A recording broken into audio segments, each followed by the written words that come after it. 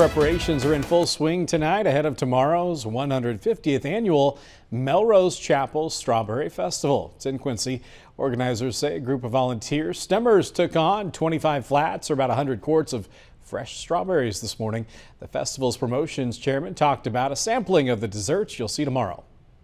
We have about 15 people hard at work making the final preparations for tomorrow's event, and they're actually stemming the strawberries that'll be served tomorrow in strawberry shortcakes, strawberry sundaes, and my personal favorite, the Supreme, which is a combination of shortcake and sundae. The event runs from 3 to 7 p.m. at the Melrose Chapel United Methodist Church. That's at 3600 Payson Road in Quincy. Half of the proceeds go to Horizons Food Pantry.